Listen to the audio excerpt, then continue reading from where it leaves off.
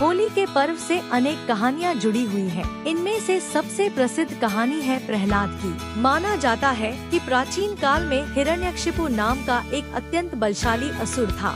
अपने बल के अहंकार में वह स्वयं को ही ईश्वर मानने लगा था। उसने अपने राज्य में ईश्वर का नाम लेने पर ही पाबंदी लगा दी थी। हिरण्यकशिपु का पुत्र प्रहलाद ईश्वर भक्त था। प्रहलाद की ईश्वर भक्ति से क्रुद्ध होकर हिरण्यकशिपु ने उसे अनेक कठोर दंड दिए, परंतु उसने ईश्वर की भक्ति का मार्ग न छोड़ा। हिरण्यकशिपु की बहन होलिका को वरदान प्राप्त था कि वह आग में भस्म नहीं हो सकती। हिरण्यकशिपु ने आदेश दिया कि होलिका प्रहलाद को गोद में लेकर आग में बैठे। आग में बैठने पर होलिका तो जल गई, पर प्रहलाद बच गया। ईश्वर भक्त प्रहलाद की याद में इस दिन होली जलाई जाती है। प्रतीक रूप से यह भी माना जाता है कि प्रहलाद का अर्थ आनंद होता है। वैर और उत्पीड़न की प्रतीक होलिका, जलाने की लकड़ी जलती है, और प्रेम तथा उल्लास का प्रतीक प्रहलाद, आनंद, अक्षुण्ण रहता है। होलिका दहन की मुख्य कथा। होली से संबंधित मुख्य कथा के अनुसार एक नगर में हिरण्यकश्यप नाम का दानव राजा रहता था।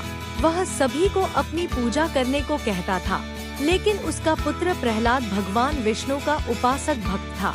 हिरण्यकश्यप ने भक्त प्रहलाद को बुलाकर राम का नाम न जपने को कहा तो प्रहलाद ने स्पष्ट रूप से कहा, पिताजी, परमात्मा ही समर्थ है। प्रत्येक कष्ट से परमात्मा ही बचा सकता है, मानव समर्थ नहीं है। यदि कोई भक्त साधना करके कुछ शक्ति परमात्मा से प्राप्त कर लेता है तो वह सामान्य व्यक्तियों में तो उत्तम हो जाता है, परंतु परमात्मा से उत्तम नहीं हो सकता। यह बात सुनकर अहंकारी हिरण्यकश्यप क्रोध से लाल पीला हो गया और नौकरों सिपाहियों से बोला कि इसको ले जाओ मेरी आँखों के सामने से और जंगल में सर्पों में डाल आओ।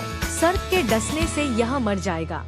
ऐसा ही किया गया, परंतु प्रहलाद मरा नहीं, क्योंकि सर्पों ने डसा नहीं।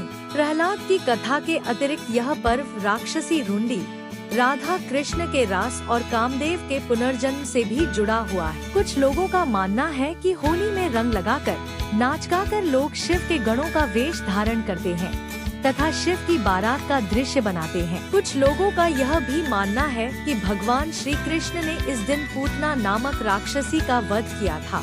इसी खुशी में गोपियों और ग्वालों ने रासलीला की और रंग खेला था।